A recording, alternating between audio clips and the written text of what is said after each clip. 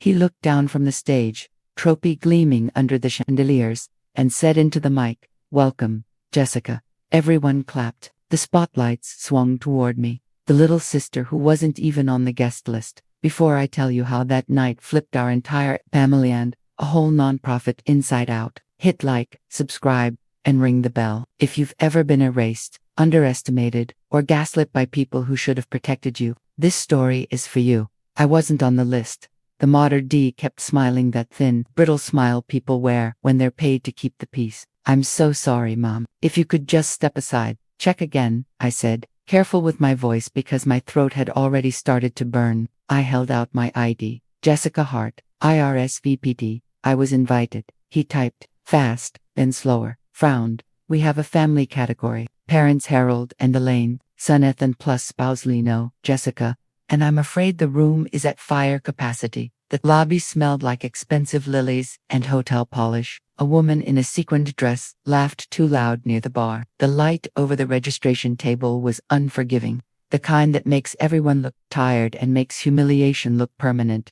I stepped back, let 2 donors sweep by in a cloud of cologne and money. This was my brother's night, Community Impact Award, black tie ballroom at the Carlton, his nonprofit, City North Now, had been plastered across magazines for reimagining civic tech. His face had become a brand sincere smile, sleeves rolled up, the golden son of our family and our city, my brother, Ethan. When we were kids, our father used to say he could tell when a building would fail just by listening to it breathe. He was a civil engineer, and he made us lay flat on the floor of a construction site once, eyes closed, palms on concrete. "Hear that," he whispered. "Wait, water in the walls, the way steel hums when it's hungry."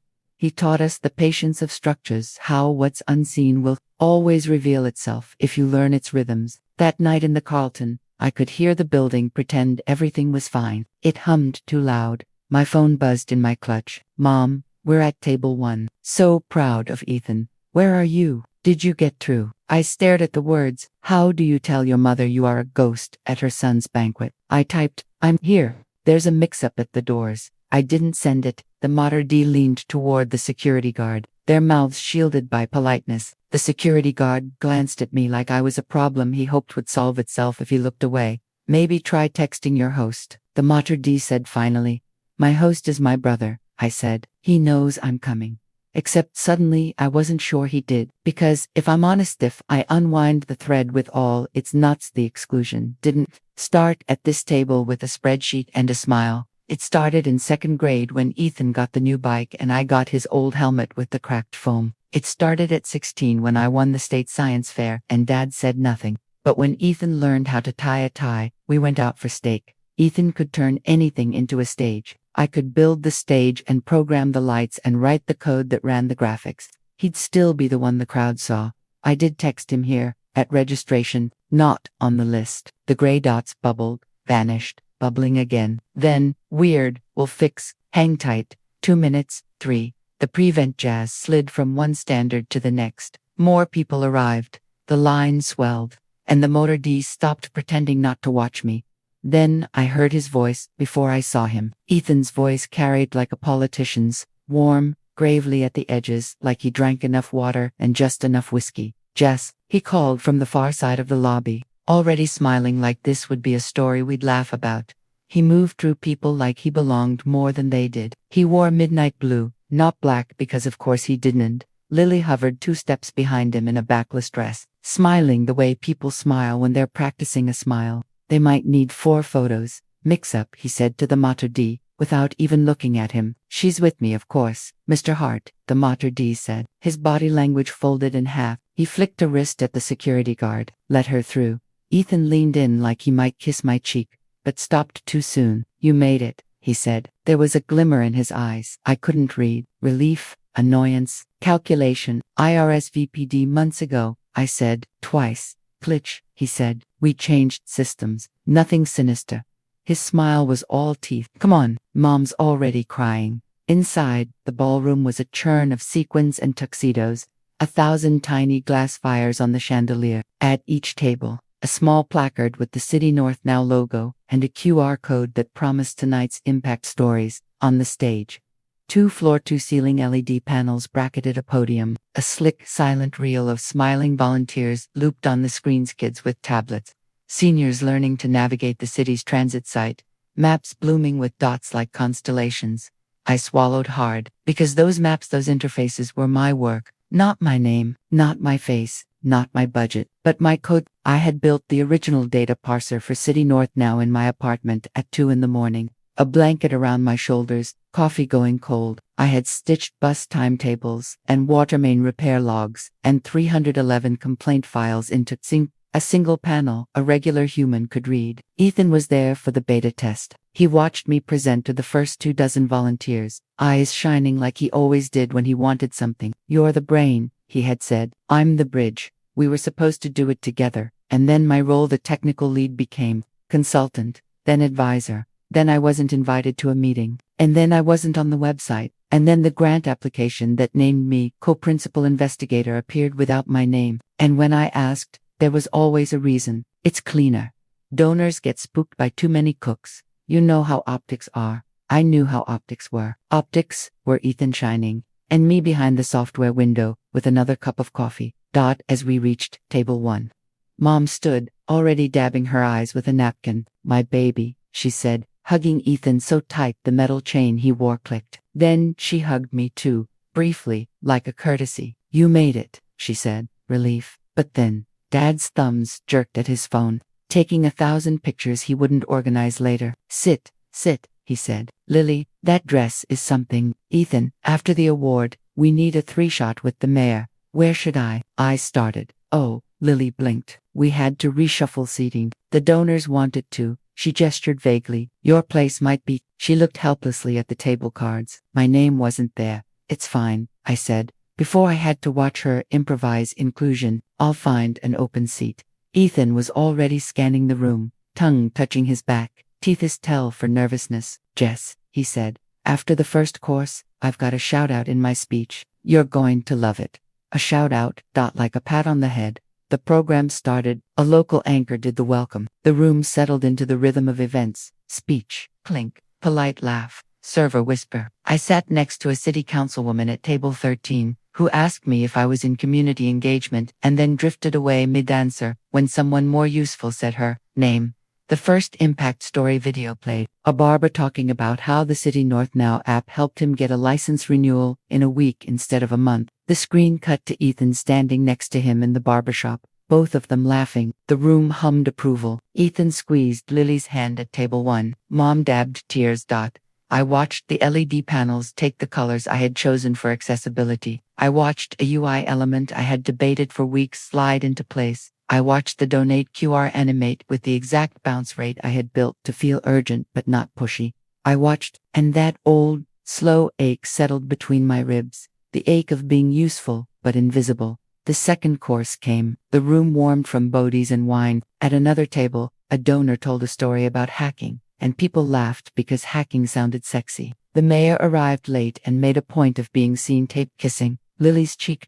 And then Ethan's award segment began. The anchor's voice smoothed into the cadence of reverence. "In just 3 years, City North Now has transformed how our city sees itself," she said. "From transit fare equity to water main transparency, their tools under the leadership of Executive Director Ethan Hart have become a national model." A graphic bloomed. Ethan Hart, Executive Director. He walked to the stage like a man walking to claim something he had always known was his. The room rose. My body rose with it. The automatic politeness of spine and knees. He shook the anchor's hand, hugged the mayor, stepped to the podium. His smile turned precise by the room's attention. "Thank you," Ethan said into the mic, letting the applause taper exactly enough. "I'm overwhelmed." He did the hand-to-heart thing he'd practiced in the mirror his entire life. He talked about neighborhoods and data dignity and our father bringing blueprints to the dinner table. And people nodded, and I almost forgot it all again. I almost let myself love him the way I had before I learned to read the fine print under his compliments. "And," Ethan said, "before I go further, I want to acknowledge someone who taught me most of what I know about persistence. She's here tonight. Welcome, Jessica." Heads turned, spotlights moved, polite applause. A camera found me. I smiled the smallest smile I could and still look human. The room's eyes slid over me, then back to Ethan. as if a box had been checked and we could return to the scheduled program. It was a gracious moment, and it was choreographed, and something inside me, not petty, not small, but the deep part of a person that hears the building's hum, snapped into an alignment so perfect it was almost quiet. I thought, if you want to make me a prop, I will control the lights. And I knew right then this would be the last night he ever wrote me out of my story. Cliffhanger. End of part 1. The applause swelled. I lifted my glass, and under the table, I opened a hidden app on my phone that would flip the room on its axis in exactly 7 minutes. To understand those 7 minutes, you have to understand the last 7 months. In April, I woke to 4 emails, subject line, repie allocation question. I wasn't supposed to be CC'd. A junior staffer had accidentally left me on a thread. The thread argued about the second-year disbursement of a foundation grant. In the grant narrative one I'd helped write, my role was project architect. In the final submitted version, it was consultant volunteer. The money attached to consultant was a 0. The money attached to executive director had grown by 15% for leadership burden. I called Ethan. Why am I a volunteer on a grant I birthed? He sighed the way he sighed when I didn't get the joke he was telling. Jess, titles are politics. I'm protecting you. Consultants don't get hammered by freedom of information requests. I don't work for the city, I said. FOIA doesn't apply. Donors ask questions, he said. It's cleaner to tell one story. Trust me, I didn't. But I didn't know where to put the anger without burning myself. A week later, I found a line of code in the public repo with a comment I recognized like a fingerprint. I scrolled back through log history. There it was, my work, scrubbed of my handle, recommitted by a staffer under team account.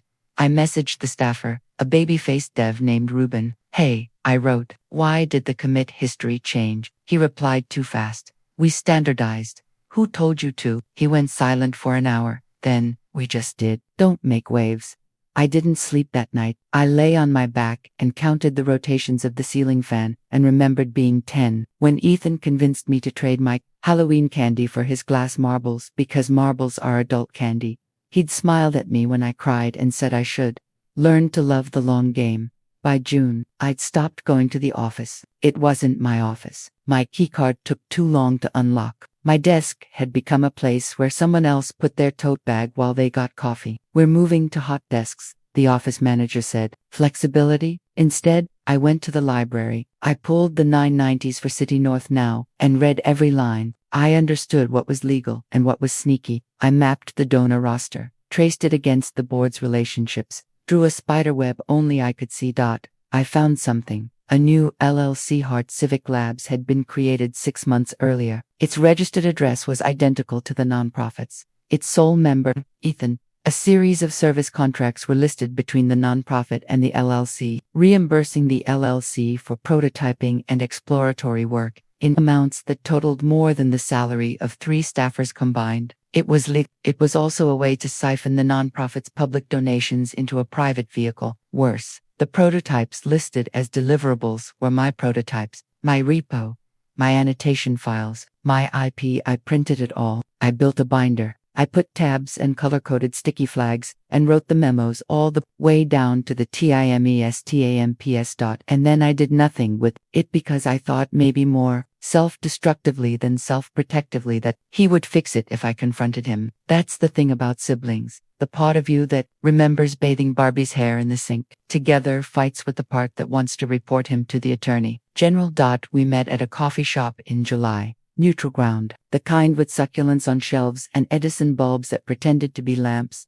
I slid the binder across the table. He didn't flip any tabs. He just watched me, amused. What do you want? He asked finally. I want my name where my work is, I said. And I want Heart Civic Labs untied from City North, or at least disclosed correctly. And I want Ruben to stop scrubbing my commits. He tapped the cover of the binder like testing a ripe melon. This is a lot of effort, he said. It's not a good look. For whom? I asked. For you, he said. You sound paranoid. I laughed, which came out like a cough. I built the impact you sell, I said. I can prove it, with or without your permission. His smile didn't reach his eyes. Sisters don't subpoena brothers. Jess, that's not who we are. I stared at him until the barista wiped our table like we might be sticky. Who are we? I asked. He leaned back, spread his hands, We're a good story. He lowered his voice. And you're a better story when you let me tell it. I left the binder with him. That night, he texted me, "You're in my speech at the awards. No mention of the LLC. No fix. A pat on the head in public, nothing in private." I didn't sleep for 2 days. I walked by the river at 2 a.m. and counted the bridges. I listened for the hum Dad had taught me to hear. It was loud. It was telling me the weight was wrong. So I stopped asking. And I started designing. First, I mapped the award night timeline. Guests arrive 6:30. First course 7:10. Impact story video number 1 7:30. Impact story number 2 7:50. Award segment 8:15. Ethan's speech 8:20.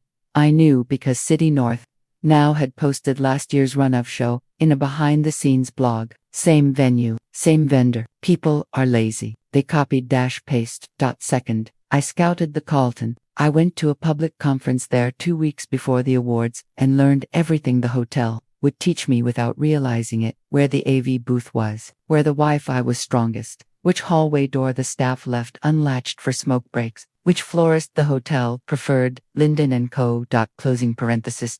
Third, I made a friend. Her name was Maya. She worked freelance production. We'd side-eyed each other at enough community events to know we were both tired of being the person who made the magic happen while someone else took bows. I hired her for a small gig. I paid her with my savings and a promise that if she ever needed an ally, I would show up with bolt cutters. I told her the story. She didn't blink. "Okay," she said, "then we'll make the night honest." Maya didn't ask for permission, she asked for access. "We need the room assets, the looped videos, the sponsor reel, the award slide deck," she said. "We can't replace content without knowing exactly how they'll play it." "How do we get that?" I asked. Her grin was sharp. "We become the simplest solution to someone else's problem." 2 days later, I wore black, braided my hair up tight like it meant business, and walked into Linden & Co. with a suitcase of gaffer tape and a bag of pastries. "Hi," I said. "I'm here to help with the Carlton install. Extra hands." The owner blinked at me. He looked at the pastries. "We're short to Batis," he said, suspicious melting. "What's your rate?" "Volunteer," I said. "Just getting hours." He liked free. The world always does. We loaded hydrangeas into a van and spent 6 hours turning the Carlton's lobby into the kind of place where people assume they're important. I learned the floral team's rhythm. I learned which staffer flirted with which, who took smoke breaks at which door, which AV tech had a broken wrist and needed help lifting cases. I learned that the only person who ever asked the AV team for a copy of the loop reel was the event coordinator, a woman named Diane who walked like she'd die standing before she'd be caught sitting. At 8 p.m., we stood in the ballroom, ankle deep in dropped zip ties. The LED panels were cycling through test colors. "Diane," I said, catching her between lists, "Linden & Co. needs the award slide deck to check lighting against the trophy reflection. The glass catches weird on amber." "Since when do florists check trophy glare?" she asked, not even looking up. "Since we broke a fixture last month," I said, shrugging with professional shame. "I'd rather never be a story again." She sighed and waved a hand. "Ask a V for a copy. They'll watermark it." I smiled like someone who'd just been handed coffee. "You're a lifesaver." Maya already had the AV booth warmed. We didn't steal anything. We asked like we belonged, and someone gave it to us because we carried ourselves like people who fix things. The AV tech dragged a file into a shared folder with the casualness that sinks ships. Awards_slide deck_final_v7.pptx. The loop reel, the sponsor cards, the exact content that would fill the LED panels. We didn't change a thing. We added, while Maya tested a safe replacement pipeline so we could switch content with 2 taps, and no lag. I built a mic. Clean, accessible, branded enough to feel familiar but different enough to feel off once someone looked closely. I built it like I build tools, for truth. It held the binder I had made, transformed into a timeline a board member's spouse could understand at 8:23 p.m. after a second glass of wine. It included the LLC filings, the 990s, the service contracts. It included commit diffs showing my lines, scrubbed, then reposted under a team account. It included a letter I wrote at 3:40 a.m., shaking, not begging, just stating, City North now was built on a lie of omission. "Tonight, you have a chance to make it honest." I set it to publish at a time code. I embedded screenshots inside the impact stories. QR, so that anyone who scanned for the feel-good videos would get the real ones. But I also knew some people wouldn't scan. They would watch the big screens like they always do. For them, we made something else, a 46-second impact story to be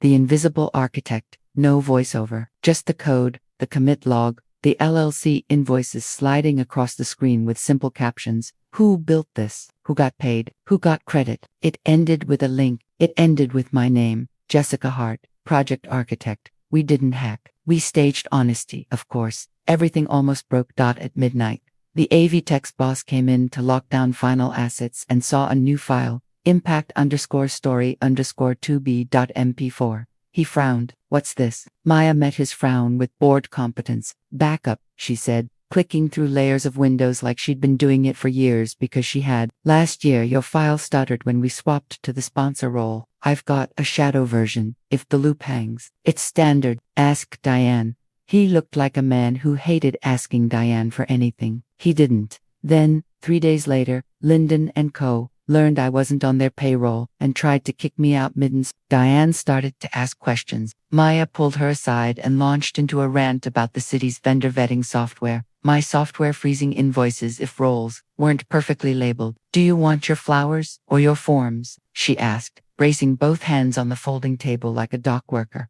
Diane chose flowers. Diane always chose whatever made tonight better for tonight, which takes us back to the ballroom where I sat at table 13. And Ethan said, "Welcome, Jessica," and the room moved on, which takes us back to my phone under the table, and the app we had built.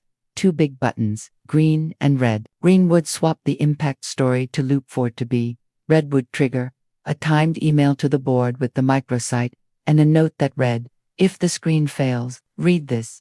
We had one shot at the timing. Too early and it looked like sabotage. Too late and it looked petty. The room shifted into that soft murmur of 1,000 people finishing their entrees. Diane checked her clipboard. The anchor stepped back to the mic. "And now," she said, "another look at how City North now changes lives every day." Maya was in the AV booth, her phone vibrating against her wrist with the haptic countdown we'd synced. She texted a single dot. I took a breath. Memory is strange. In the 3 seconds before my thumb touched green, my brain replayed everything I ever let him borrow, that he never returned. The marbles, the best pen, the name of a girl he liked in 9th grade that I gave him like a gift wrapped in trust. The code, the narrative of our childhood, the part where I fixed the plumbing, and he cut the ribbon. I touched green. The screen flickered. It looked like a glitch, exactly like a glitch. Maya had built the first 4 frames to emulate a buffering error, so the AV Tech wouldn't panic and switch inputs. Then, the buffering froze. Then, the captions appeared. Big, white, unignorable. Who built this? The commit log scrolled in an animation smooth enough to make a designer tear up. Who got paid? A PDF of the service contract slid into view. Hart Civic Labs, consulting fees, $85,000. Who got credit? Screenshots of the website team page. No mention of me. Who got erased? My name, Jessica Hart, project architect, superimposed over my own code. My hands started to shake. I made them stop. At first, people thought it was part of the show. A couple of tables clapped, thinking they should. The mayor tilted his head like a dog hearing a strange tone. Mom stiffened, eyes bouncing between me and the screen as if I held a remote. Ethan froze mid-zip. Lily's smile faltered, then reset. On the stage, the anchor's smile smudged. She leaned toward the wings where the AV Tech was already pulling cables he didn't need to pull. Diane was at the base of the stage, walking faster than her shoes were built to walk. The screen kept going, ignoring them the way code ignores pleading. Phones came out like prairie grass catching wind. Donors scanned the table QR codes expecting a video of a barber. They found the binder I'd turned into a story. I watched their faces as they swiped. I watched their eyebrows rise. I watched a couple at table to turn to each other with the expression married. People share when they realize the thing they supported might be a little dirty. One of the board members, a woman who chaired bank, stood up and looked directly at Ethan. She didn't say anything. She didn't have to. There's a language money speaks when it's deciding whether to leave. Ethan stepped to the mic too fast and forgot to breathe. He started. The elegant word he used to give his brain a second. We're experiencing a technical anomaly. The screen ended with the link, citynorth-now.org/truth. We had bought the domain that morning. We had SSL, We had clean.com typography and nothing inflammatory. It didn't call names. It made connections. It told one story very, very plainly. My phone buzzed again. The board email fired. The mayor's chief of staff checked her phone and then looked at the mayor with a face like, "I told you we shouldn't tie ourselves to messes, ladies and gentlemen." The anchor recovered with brutal poise. "We'll take a brief pause." The room was suddenly too loud and too quiet, like the seconds after a glass shatters, like a building hum going wrong in your bones. Ethan slipped off the stage, down the steps in 3 long strides. He beelined for me, leaned down so close I could smell the citrus of his cologne and the iron of his sweat. "What did you do?" he asked, soft. I lifted my eyes to his. "I told the truth," I said. His jaw moved like he was chewing a pebble. "Do you hate me that much?" "I loved you enough to build with you," I said. "You loved you enough to build on me." He looked back at the stage where Diane was busy trying to outrun the internet. He looked at the AV booth where Maya stared back like a lighthouse and blinking. He looked at the board table where the banker chair whispered to the general counsel. He straightened, tailored kindness sliding back onto his face like a mask. "Follow me," he said. "We're fixing this." I stood, not because he told me to, because I wanted to hear out loud, in a room that had only ever heard his version, what he thought fixing looked like. We walked toward the stage, toward the wings, toward whatever version of fix he could still convince himself was possible. He pulled aside the velvet curtain to the shadowed hallway behind the LED wall, turned to face me, and I saw something in his eyes I had never seen before. Not charm, not ambition, fear. "You're going to undo everything," he whispered. And then footsteps, board members, coming straight toward us. The hallway behind the LED wall felt like the inside of a throat worm, dim, breathy with the heat of lights. It smelled like hot dust, tape adhesive, and those lilies bleeding perfume from the vases. The velvet curtain caught behind my knee and made a sound like a soft growl when I let it fall. Ethan planted himself, where the light from the stage made a hard line across his shoes. His voice came low, so smooth a stranger might have mistaken it for compassion. "You're going to undo everything." Footsteps. He flicked his eyes toward the corner where the service corridor met the backstage wings. And they were there. The banker chair of the board, Marta, Morales, flanked by the nonprofit's general counsel, Alan Cho, and Pastor Green, who always prayed with his hands open like he was prepared to receive lightning. Behind them, the event coordinator, Diane, speed walked with her clipboard like a shield. A security guard hovered, undecided about whether he should act or disappear. Marta didn't waste words. She was shorter than I'd imagined up close, all muscle and stillness, a diamond pin at her collarbone catching whatever light dared to come near. "Jessica," she said, testing my name in her mouth the way my last algebra teacher used to test a proof. "Is that site yours?" "Yes," I said. "It's composed of public filings, internal records I authored, and a timeline. No adjectives, just connections." Alan's jaw was tight enough to crack a C. "You breached our event assets," he said, like he'd been waiting his whole life to use breached to end a sentence. "No," I said, and kept my tone even because I had practiced this in the mirror until the words sat in my body like a second spine. "Your vendor shared the award deck without chain of custody. Your booth didn't checksum the files on ingest. We used authorized access and swapped a loop with a backup. If you check your logs, you'll see 2 saves from the same IP range as yesterday's rehearsal. You can call it a breach to the room. It isn't one on paper." Diane flushed the color of a fresh bruise. "I'm not here for you," I said gently, and meant it. "I'm here for the story." Ethan cut in like he was trying to slice the air. "She wants money." The way he said it, how small, how predictable, it made something in me quietly laugh. "I want credit where it's due," I said. "I want the siphon shut off. I want misallocated donor funds returned. I want protections for the staff who will be asked to clean up this mess. And yes, I want back pay for work you called volunteer. Because you loved the word founder more than you loved the truth." Alan opened his mouth to say extortion. I saw the word line up like a cue ball. I spoke before he could strike it. "I have counsel," I said. "A nonprofit governance attorney reviewed the site for defamation, privacy, and whistleblower protections. The statements are either direct quotes from public documents or factual summaries." I held up my phone. "I'm not asking for anything illegal. I'm asking for the board to do its job." Marta looked at Ethan. She didn't look angry. She looked like someone subtracting. Is Heart Civic Labs a vendor of City North now? She asked. Alan adjusted his glasses. We're aware of a limited relationship for prototyping. Answer the question, Marta said. And for a second Alan looked like a middle schooler caught copying. Yes, he said. It is. Is it, Eth? She asked. Yes, he said again. And in that yes was a tiny collapsing universe. The realization that the board had signed something they didn't read hard enough, or did, and told themselves a story to make it okay. Ethan's mask hiccuped. Heart Civic is how we move fast, he said, turning to Marta like she'd forgotten how charming he could be. Foundations don't cover R&D. You know this. We built miracles with scraps. You built them on a lie of omission, I said softly, because saying it any louder would have been crueler than the truth required. Footsteps, new ones, Lily, breathless, came around the corner with my mother in tow. Mom's lipstick was smudged on one side, the napkin in her hand damp. What's happening? She asked, and it wasn't the what of facts, it was the what of wishes. Nothing you need to worry about.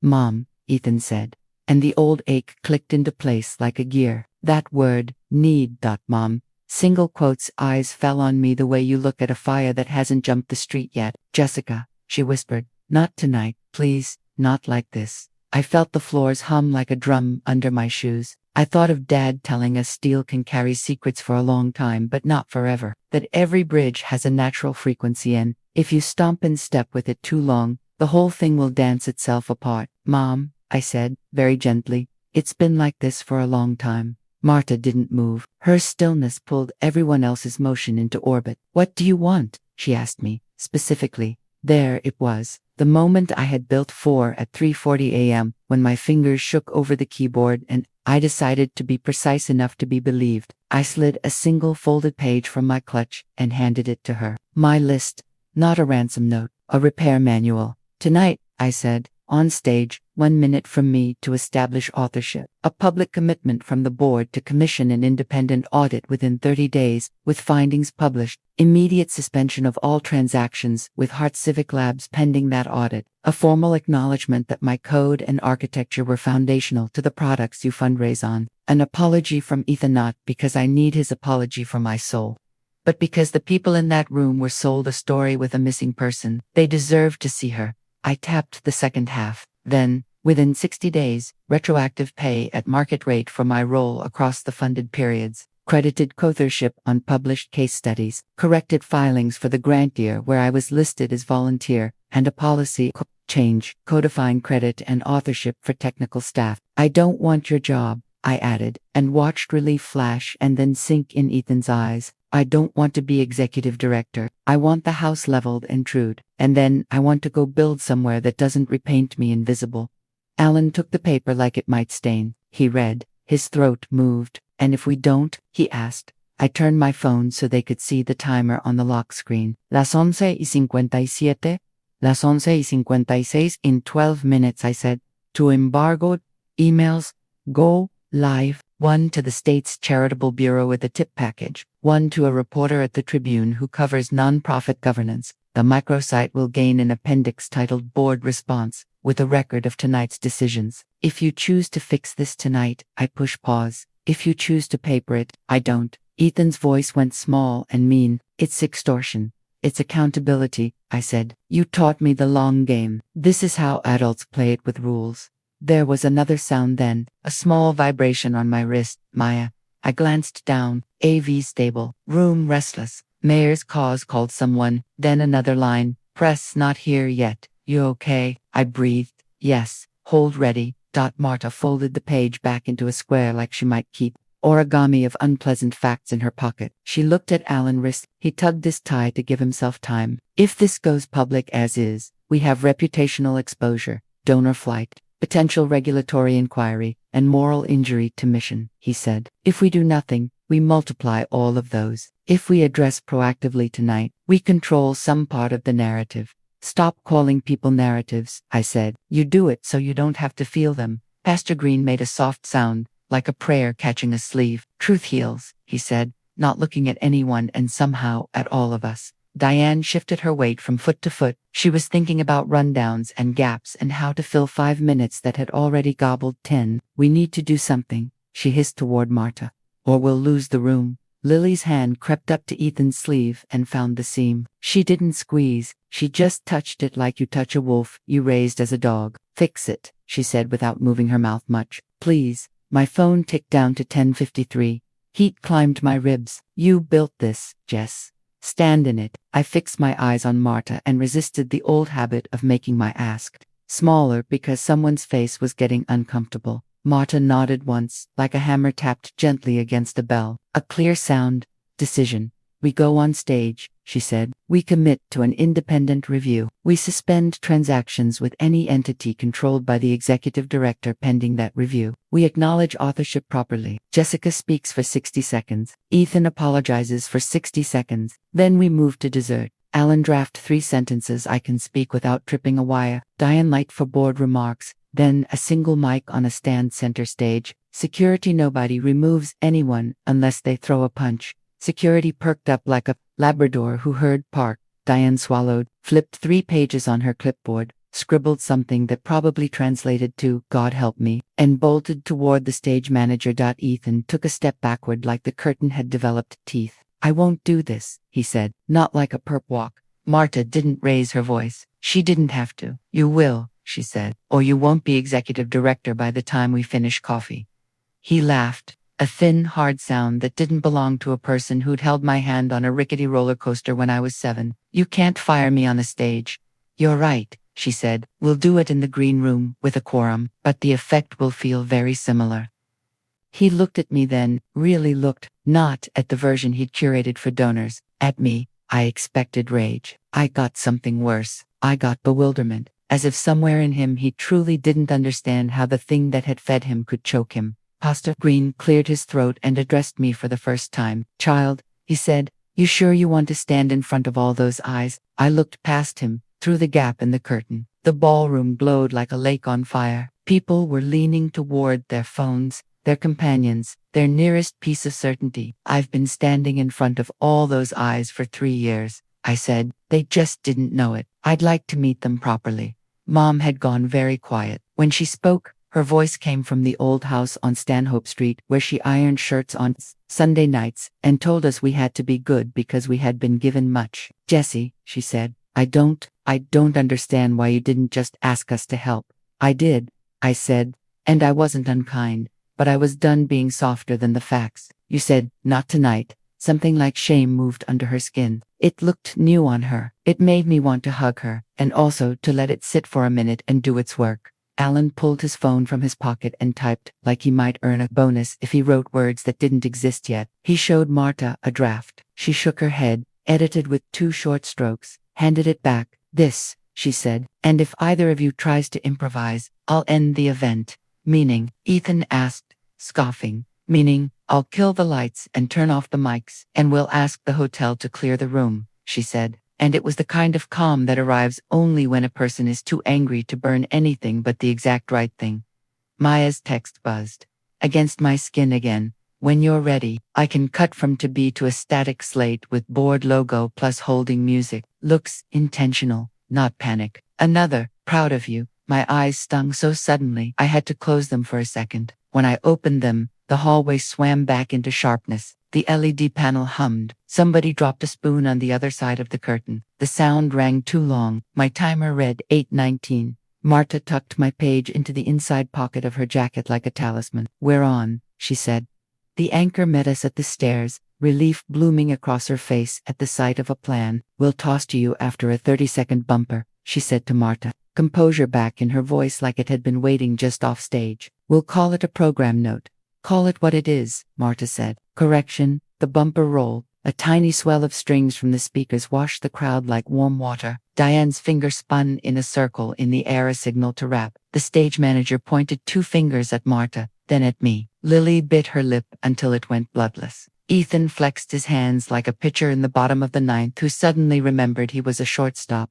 We walked into the light. The ballroom did that thing rooms do when a secret becomes a meeting. Conversations flattened into hush. Glass on glass made small, unfinished chimes. Ladies and gentlemen, the anchor said, our board chair, Marta Morales, has a brief program note. Marta stepped to the mic. She didn't smile. She didn't perform contrition, she just spoke with the authority of someone deciding to be useful in front of 1,000 people who were about to become witnesses. Transparency is not a tagline at City North now, she said. It's our obligation. A conflict of interest regarding a vendor controlled by our executive director has come to my attention tonight, effective immediately. The board is suspending all transactions with that vendor pending an independent review, which we commit to publish. She turned her face to me with the slightest nod. Credit belongs to the people who do the work. Jessica Hart will speak for 1 minute to establish authorship of core technical assets. Then Mr. Hart will address this room. The hush thickened into that dense quiet that holds 1,000 hammers. She stepped away. The mic waited. My knees felt like an untested bridge. I walked to the stand anyway. The stage lights were hotter than the hallway had been. They made the world beyond the first rows look like a snowfield. But I could hear people breathing. I set my hands on either side of the mic to steady them, and found the metal warm from all the stories it had carried. "Hi," I said, which is such a small word to start a war and end a hunger with. "I'm Jessica. I wrote the code you've been applauding." A ripple moved across the room. Recognition, doubt, surprise. The complicated noise human beings make when they realize a screen they love. Forgot to tell them who stood behind it. "My brother is a gifted storyteller," I said. "I build the tools his stories stand on." I breathed in, out. The words lined up inside my mouth and asked to be used. For 3 years, my role has been described in ways that made donors comfortable and budgets cleaner. Tonight, you saw the line items and the missing names. The truth is simple. I architected the data ingestion and interface modules for the Transit Equity Project, the water main transparency dashboard, and the 311 complaint aggregation map. The concepts you've heard praised are teamwork. I am on that team. My name belongs with my work. Somewhere in the middle rows. Someone started clapping and then stopped, unsure of the rules of this new country. I didn't rescue them. Truth is not a trick you help a crowd with. It's a mirror that each person has to step toward on their own feet. "I don't want a throne," I said. "I want a ledger made honest." I nodded toward Marta. "The board will review and correct." "Thank you." I stepped back. The mic took the rest of my breath and hung it in the air like a note. For a second, I thought, this is what it feels like when a building stops humming the wrong song.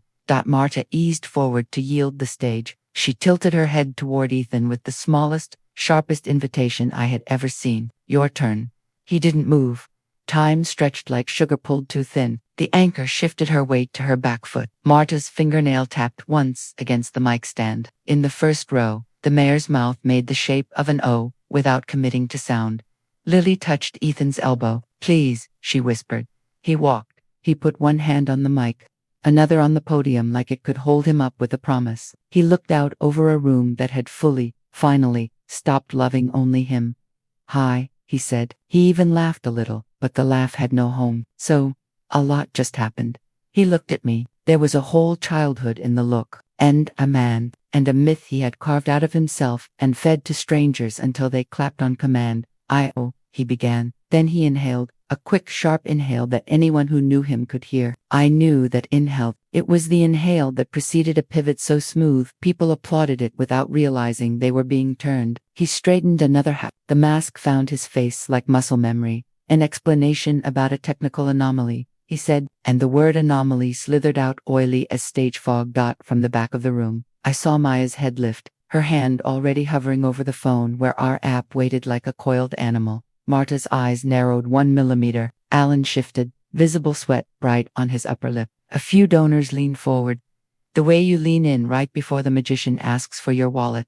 I felt the building hum again. Wrong note. Wrong rhythm vibrating the bones of everything we'd just righted. And Ethan, my brother, tightened his grip on the story like a man who cannot imagine living in air that doesn't smell like him. A technical anomaly. His favorite trick. Rename the weather. Pretend the storm obeys him. I didn't wait for the second sentence. I pressed red. On my phone, the timer vanished. 2 messages, uncloaked and fired. One to the State Charitable Bureau. One to the Tribune reporter with the subject line "City North Now, Undisclosed Related Party Contracts and Authorship Omission Documentation Attached."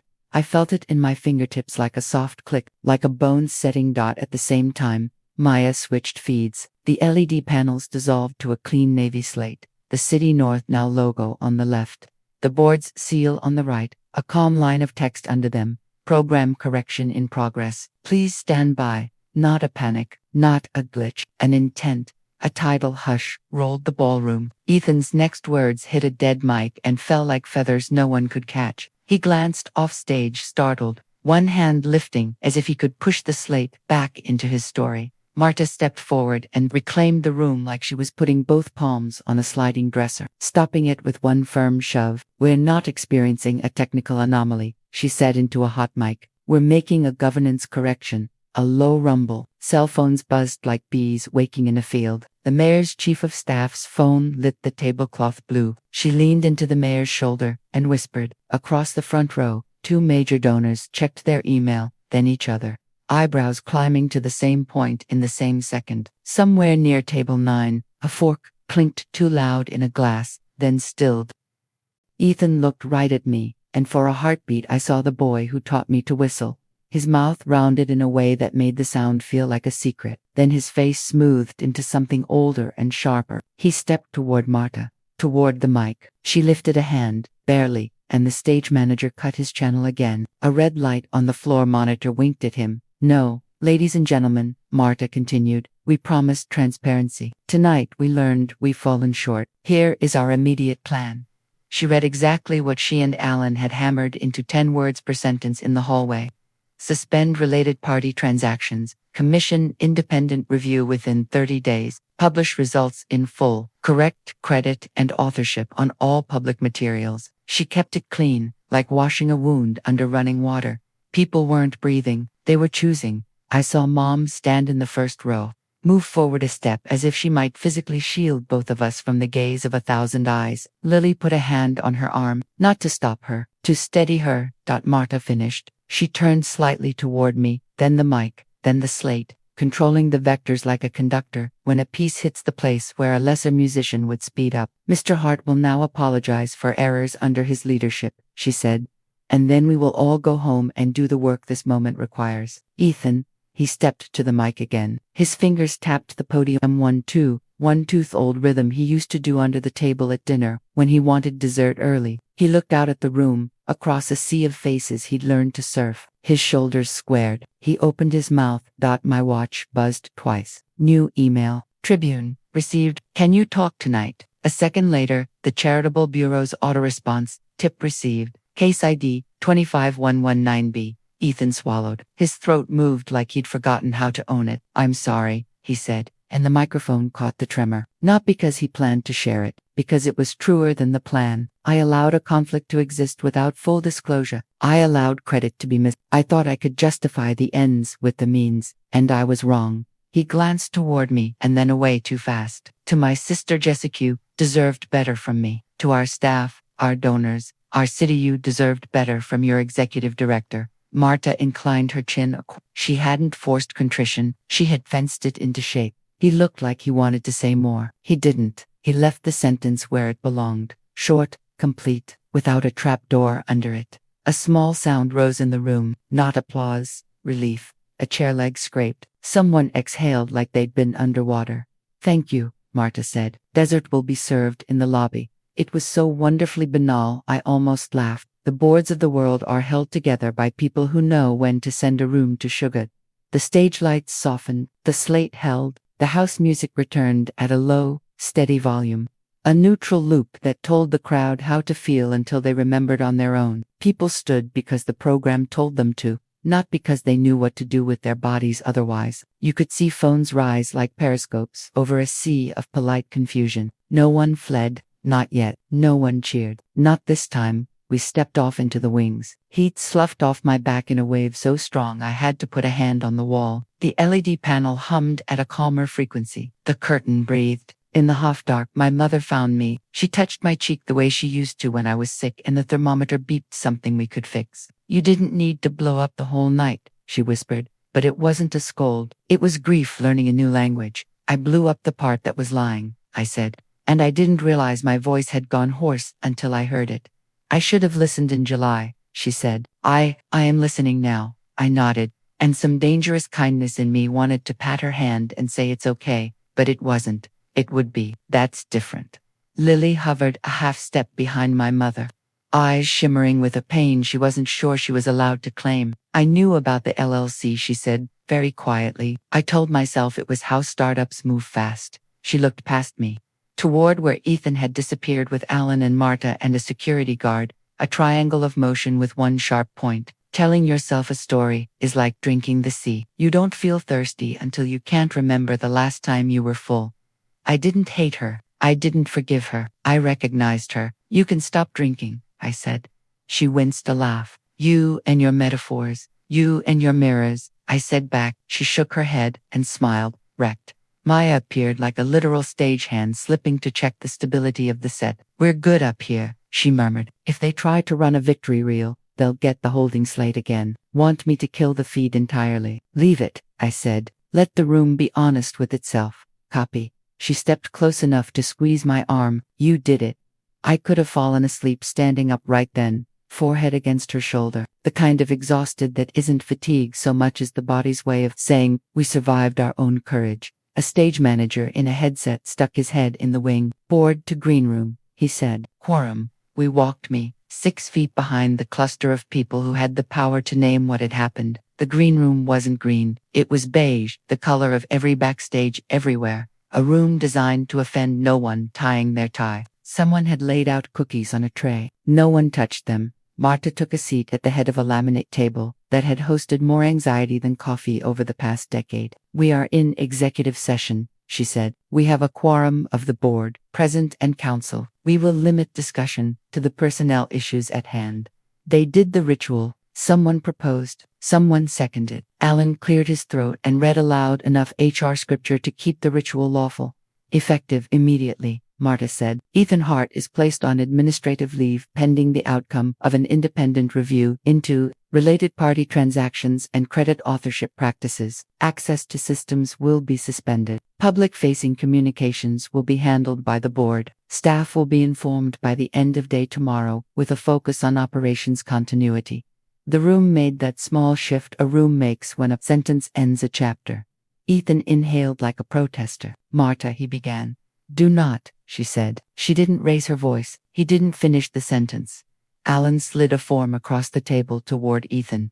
2 signatures, 1 line for his name, acknowledging receipt, another line for nothing he could imagine at this moment. Ethan stared at it like the paper might bite him, then signed in a hand that had convinced so many people to give so much. Keys and access, Alan said gently, and I watched something hurt and human move across Ethan's face, the muscle memory of giving up a toy in kindergarten, long before he learned to call it stewardship. He handed over his badge, his phone. He stood, and for a second I thought he was going to say my name, as if he could still fix the gasket of his story. He didn't. He walked out of the room. Lily looked at me once, a look I'll spend years learning. She followed him. The board moved to logistics, which is how you know an institution plans to live. It asks where the passwords are. I gave them a clean, stripped copy of my repos with clear READMEs and a plan for the next patch cycle so that staff wouldn't drown while leadership learned to swim in public. I asked for temporary authority to coordinate with Ruben and the dev team to stabilize the code while governance rearranged itself. Marta nodded. Useful. Always be useful. When we emerged, the ballroom had softened into a lobby full of people pretending to enjoy lemon tarts while reading their phones. The slate still held. A photographer from the Tribune stood politely near the doors, already anchored by a sense of an angle. The mayor had vanished, but a staffer lingered, conspicuously available. Ruben found me by the coffee urns, eyes wide like something wild that had finally found a trail it recognized. Was it you? He whispered, as if the flowers had ears. I let out a breath I'd been holding since April. I told the truth, I said. He nodded too fast. They told me to standardize the log, he blurted, words tumbling. I didn't want. I knew. I'm sorry. I know, I said. I put a hand on his shoulder. Help me fix it. He nodded so hard his hair moved as one piece. Mom drifted back to me as the room unspooled and respooled into smaller groups. She looked simultaneously older and more exactly herself. I read the site, she said. You made it. Plain. I love you. She squeezed my fingers. I love him. You can do both, I said. She closed her eyes in a way that said, I did not know the muscles existed for this kind of love. the Tribune reporter approached. She introduced herself with a voice that didn't need to be loud to cut through the soundscape of 100 social masks. On the record, she asked, or a background? On the record for the parts that are already public filings, I said. Background for the parts that will be verified by the review. She lifted an eyebrow or specked, then asked 3 perfect questions, not about gossip, about process, protection, precedent. I answered carefully, because revenge is a fire that warms you and then asks for your roof. You have to feed it only the wood you meant to burn.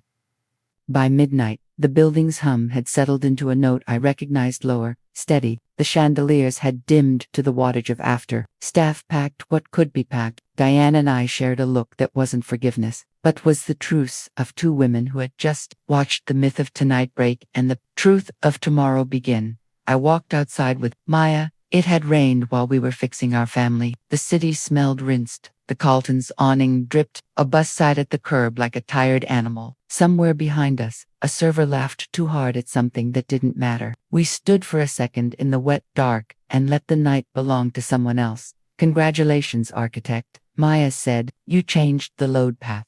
I barked a laugh that startled the pigeon off a ledge. It only took a binder, a slate, an app, a lawyer, and burning my last good nerve. Worth it, she said. Worth it, I echoed. You don't get a parade for telling the truth about someone people enjoyed believing. You get paperwork. You get quiet looks in grocery stores. You get a call from your father asking if you've considered the family name, which you have every day since you learned how to spell it. And then, if you're lucky, you get a report, independent, review of governance and authorship practices at City North. No 64 pages, plain fonts, clean footers, findings, undisclosed related party transactions between City North Now and Hart Civic Labs, totaling $312,000 across 3 fiscal years, inadequate conflict of interest disclosures, authorship and contribution practices inconsistent with nonprofit best practice and with equitable credit for technical work. Recommendations: restitution to nonprofit via repayment plan, retroactive compensation to contributors, policy overhaul, board training, public statement, future transactions with entities controlled by leadership prohibited without supermajority and public disclosure. They published it, just like Marta promised. The board accepted the findings. Ethan resigned to focus on personal growth and private sector opportunities, which is a sentence people invented to keep pain out of press releases. He stood in front of cameras one last time and didn't spin. He thanked the city, the staff, the donors. He said he had confused his story with the mission. For once, he didn't reach for a synonym to save him from the word sorry. City North Now rewrote their team page. Jessica Hart, project architect, foundational. I didn't cry when I saw it. I sat in my chair and let the relief walk my body from skull to heel like a careful animal, sniffing a new habitat. Later, when a junior dev emailed my subject line, I stayed because of you. I cried then. The board wired back, pay to me and 3 others whose names had been standardized out of history. It wasn't everything, and it didn't undo nights I'd traded for other people's applause. It did, however, buy me time. I used that time. Maya and I formed Plain Text Civic, a scrappy little cooperative with a simple charter, build public interest tools with public interest credit. We wrote contributor agreements in human words. We set up a visible ledger that mimicked Git blame, but for budgets, we took on small cities that needed what City North had promised without the personality cult. We made our contracts boring and our interfaces kind. City North Now, under interim leadership, asked if we'd consult on stabilizing their stack. We agreed on one condition: total transparency, no NDAs for wrongdoing, credit up front, no donor theater. They said yes. We showed up with bolt cutters and a smile. Mom comes to my office on Thursdays now. She brings cookies for the team, which is what she calls any group bigger than 3. She asked me once if I would ever be friends with Ethan again. I told her the truth. I'll always be his sister. I don't know if I can be his audience. Lily left 2 months after the gala, not dramatically, not with accusations. She sent me a text from a small apartment with light in the kitchen. I'm learning what my voice sounds like when no one's writing it for me. We get coffee sometimes, but we don't talk about him unless it's to acknowledge the river we both swam in. She started working with an arts nonprofit that prints signs by teenagers. She looks good in ink. and Ethan. He took a job at a private firm that builds civic engagement platforms for municipal clients with more money than imagination. He has good hair on LinkedIn. He likes posts about failing forward. He sends me an email at 2 a.m. sometimes. Subject line blank, body blank. I don't reply. I don't block him either. Some silences need witnesses. At night, I sleep. At first it felt like falling. Now it feels like landing. I go for walks along the river where Dad taught us to listen to wait. The bridges hum the right note. Not perfect, just true. I stand there and think about the buttons I carry. Green, to build. Red, to stop a lie. I think about how revenge, at its cleanest, is just insisting the ledger matched the labor. Not spectacle, not cruelty, a correction, a path back to load-bearing truth. If I'm very still, I can hear the city breathe. The hum is honest again. If you've ever been erased, if someone you loved tried to turn your work into their myth, tell me what your red button is in the comments. Tap like if this story made your pulse jump. Subscribe for more true, lived through revenge arcs. And share this with someone who needs courage to make their ledger honest. Justice isn't loud, it's precise.